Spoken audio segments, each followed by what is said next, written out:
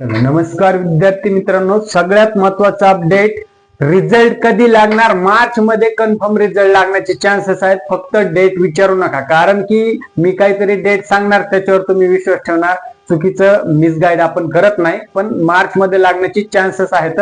Result लागल्याच्या नंतर जी सगळ्यात महत्वाची डॉक्युमेंट व्हेरिफिकेशन जी प्रोसेस असते त्याच्यामध्ये एक कॉमन 4 ते 5 चुका आहेत, जे की तुमचं मेरिट लिस्ट मध्ये नाव येऊ सुद्धा डॉक्युमेंट व्हेरिफिकेशन मध्ये तुमचं कॅन्सल होऊ शकतं. त्या 5 कॉमन कुठल्या चुका आहेत? एक 5 ते 6 कॉमन चुका असतात मित्रांनो. ठीक आहे, नाव डेट ऑफ बर्थ मिसमॅच असणं, डेट ऑफ बर्थ तुम्ही पोस्ट ऑफिस फॉर्म भरताना वेगळी टाकलेली आणि डॉक्युमेंट वर वेगळी असेल तर तिथे गडबड होऊ शकते. याच्या अगोदर सुद्धा सांगितले, परंतु वारंवार सगळ्या गोष्टी सांगतो, कारण की तुमचं सिलेक्शन मिस आउट होऊन द्यायचं नाहीये. फेक किंवा एडिटेड डॉक्युमेंट्स असणे किंवा एडिटेड सर्टिफिकेट किंवा फेक कास्ट सर्टिफिकेट काढणे. तुमची जी ओरिजिनल कास्ट आहे आणि त्याच्या अगेन्स्ट तुम्ही दुसऱ्या कास्टचं एक फेक सर्टिफिकेट काढताय, त्याच्यातून तुम्ही फॉर्म भरताय, तर डॉक्युमेंट व्हेरिफिकेशन मध्ये तुम्ही कॅच होऊ शकता मित्रांनो. ठीक आहे, त्याच्यामुळे जे ओरिजिनल आहे तेच शो करायचं आहे, म्हणजे तुमचं सिलेक्शन बाद होणार नाही. डोमासाईल ऍड्रेस इश्यू, तुमचा जो गावचा ऍड्रेस असेल, जो आयडी प्रूफ वर ऍड्रेस असेल, तोच तुम्हाला शो तिथे करायचा आहे. जो पोस्ट ऑफिस भरतीला फॉर्म भरताना टाकलेला आहे तोच ऍड्रेस तुम्हाला तिथे शो करायचा आहे मित्रांनो. जर इकडचा तिकडचा टाकलं तर मिसमॅच होऊ शकतो. याने फारसा फरक पडत नाही, परंतु थोडासा इश्यू येऊ शकतो 100%. त्याच्यानंतर रिक्वायर्ड ओरिजिनल डॉक्युमेंट्स न नेणे. बघा विद्यार्थी मित्रांचे काही प्रश्न होते की सर माझे काही ओरिजिनल डॉक्युमेंट्स कॉलेजमध्ये आहेत, किंवा विद्यार्थी मित्राचं बऱ्याच विद्यार्थ्यांचं शिक्षण पुढे चालू असतं, सो त्यांनी कॉलेजमध्ये दिलेले असतात किंवा काही कोर्सेस लावलेले असतात, त्या ठिकाणी त्यांचे ओरिजिनल डॉक्युमेंट्स काही अडकून पडलेले असतात, जसं की तुमचं मार्कशीट म्हणा किंवा LCTC व्हॉटएव्हर जे काही असेल ते. ठीक आहे, अशा वेळी काय करायचंय, तुमचं ज्यावेळेस सिलेक्शन होईल सगळे ओरिजिनल डॉक्युमेंट्स कलेक्ट करायचे. तर जर तुम्हाला काही इश्यू येत असेल, समजा कॉलेजमध्ये तुमचे डॉक्युमेंट्स असतील, ठीक आहे, तर त्यावेळेस कॉलेजला तुम्ही एक ऑफिशियली अर्ज करा की मला या कारणासाठी काही दिवस ओरिजिनल डॉक्युमेंट्स पाहिजे, तर तुम्हाला 100% कॉलेजमधून मिळेल. फक्त ऑफिशियली पद्धतीने सगळ्या गोष्टी करा, दमदाटी करायची नाही. शैक्षणिक कार्यात तुमच्या नोकरीच्या याच्यामध्ये आर्ग्युमेंटपणा कुठेही करायचा नाही, ही गोष्ट लक्षात ठेवा मित्रांनो. डॉक्युमेंट व्हेरिफिकेशनच्या दिवशी काय बोलू नये, सगळ्यात महत्वाचा हा प्रश्न आहे.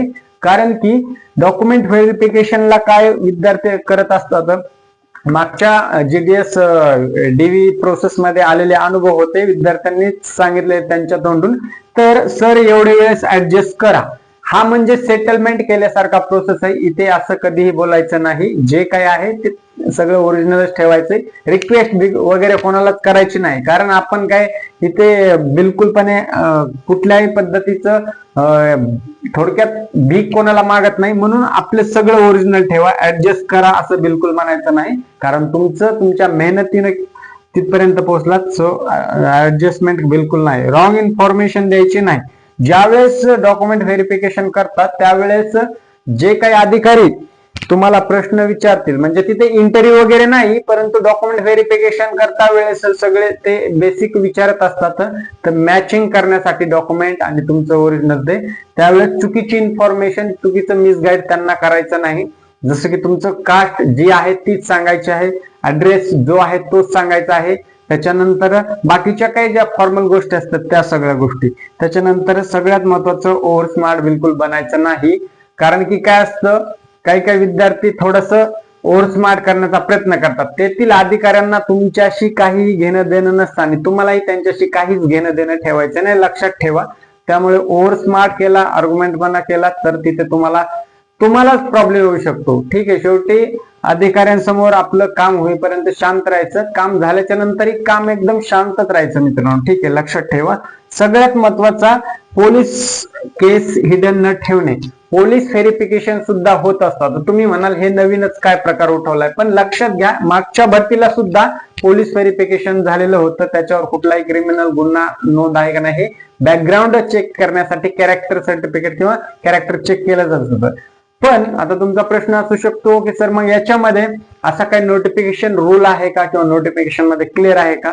जरी नोटिफिकेशन मध्ये नसेल तर त्याचा एक क्लॉज असतो. क्लॉज असा असतो मित्रांनो, engagement is subject to verification of documents and character. म्हणजे याचा अर्थ काय, जे तुमचे डॉक्युमेंट्स आहेत ते पूर्ण एंगेजिंग असले पाहिजे, ओरिजिनल असले पाहिजे.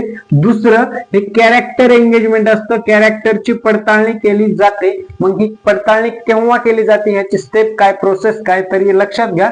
ज्यावेळेस डॉक्युमेंट व्हेरिफिकेशन करतात त्यावेळेच्या बरोबरच side by side certificate, character certificate किंवा पोलीस व्हेरिफिकेशन सर्टिफिकेट तिथे तुमचं क्रॉस व्हेरीफाय केलं जातं. मग तुम्हाला करायचं असतं का, तेच करून घेतात. कधी कधी तुम्हाला लोकल पोलीस स्टेशनला जाऊन तिथं तुमचं प्रूफ दाखवावं लागतो की ह्या साठी मला व्हेरिफिकेशन करायचं आहे, ते करून देतात. काहीच डाऊट नसेल तर ओके, नो डाऊट. पण जर काही इश्यू असेल, काही क्रिमिनल केस असेल, काही गुन्ह्यामध्ये तुमचं हे असेल तर तिथं तुमचं होल्ड होऊ शकतं. सिलेक्शन बाद होईल असं नाही म्हणणार मी, पण होल्ड होऊ शकतं. जर असेल जास्तच हेवी तर सिलेक्शन ही रिजेक्ट होऊ शकतं. सो एवढे बेसिक 4 ते 5 पॉइंट आहेत जे की तुम्ही व्यवस्थितरित्या हँडल केले तर तुमचं डॉक्युमेंट व्हेरिफिकेशन मध्ये सिलेक्शन 100% होईल. पण ह्या ज्या आता मी जे सांगितलं 4 ते 5 चुका, ह्या कॉमन चुका आहेत जे की सर्व बऱ्याच विद्यार्थी मित्रांकडून अनावधाने होतात अशा गोष्टी. म्हणून ह्याच गोष्टी टाळायच्या आहेत. आणि डॉक्युमेंट व्हेरिफिकेशन मध्ये सिलेक्शन झालं की 99% तुम्ही फायनल सिलेक्शन असतात. बाकी नंतर जॉईनिंग लेटर भेटतं, बाकीच्या गोष्टी पुढे स्टेप बाय स्टेप होतात, तर तुम्ही जॉईन होतात, सगळ्या गोष्टी होतात. फक्त सगळ्यात महत्वाचं इथून पुढे रिझल्ट कधी लागेल याच्यावर जास्त फोकस नाही करायचा. फोकस करायचा आहे डॉक्युमेंट व्हेरिफिकेशनवर. रिझल्ट तर काय मार्च मध्ये लागूनच जाईल. फक्त विद्यार्थी मित्र काय होत आहेत, पॅनिक होतात थोड्या, म्हणजे आज येईल उद्या येईल ह्या गोष्टी असतात. पण जेडीएस कडून जोपर्यंत ऑफिशियल नोटिफिकेशन येत नाही तोपर्यंत आपण कोणावर ट्रस्ट ठेवायचा नाही. पण मार्च मध्ये लागेल ही आपली गॅरंटी राहील मित्रांनो, कारण 31-40 दिवसामध्ये फर्स्ट मेरिट लिस्ट पब्लिश करणं त्यांना अनिवार्यच आहे. सो तुम्ही काळजी करू नका, फक्त डॉक्युमेंट व्हेरिफिकेशन मध्ये कधीच अडकू नका. दुसरी गोष्ट, डॉक्युमेंट व्हेरिफिकेशन मध्ये तुमचे अजून काही इश्यू असतील, काही अडचणी असतील, नावामध्ये मिसमॅच असेल किंवा ऍड्रेस प्रूफ मध्ये मिसमॅच असेल किंवा अजून तुमचे ओरिजिनल डॉक्युमेंट कुठे अडकले असतील तर ते सुद्धा मला कमेंटमध्ये कमेंट करायची. आणि ते तुम्हाला व्हेरिफिकेशन साठी कसे मिळवून घ्यायचे ह्याच्यावर सुद्धा तुम्हाला मी नक्कीच गाईड करेल, तुम्हाला चांगला ऍडवाइस देण्याचा प्रयत्न करेन, जेणेकरून तुम्ही कुठल्याच गोष्टीत अडकणार नाही. ह्या बेसिक गोष्टी तुम्ही लक्षात ठेवायच्या आहेत मित्रांनो. आणि ह्या ज्या डीव्ही मध्ये कॉमन ज्या चुका असतात त्या टाळायच्यात, जेणेकरून तुमचं सिलेक्शनला कुठेच अडथळा होणार नाही. ठीक आहे. आता काही तुमचे प्रश्न असतील तर कमेंट बॉक्स मध्ये कमेंट करा, लगेच मारा. कारण की आता मेरिट लागल्याच्या नंतर तुम्हाला व्हेरिफिकेशन डॉक्युमेंटेशनला बोलवलं जाईल, मेल SMS येईल, सगळ्या गोष्टी. ठीक आहे.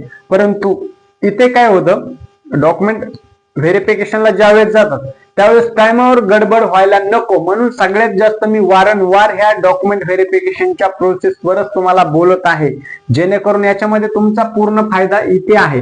मेरिट मध्ये जर तुमचं नाव नाही आलं तर सिलेक्शन झालं नाही असं नाही. फर्स्ट, सेकंड, थर्ड, फोर्थ सगळ्या मेरिट लिस्ट लागेपर्यंत वेट करायचं आहे. परंतु तुम्हाला जर विश्वास असेल माझं होऊ शकतं, आता कट ऑफ किती लागतोय त्याच्यानुसार आपल्याला बेसिक अंदाज येईलच.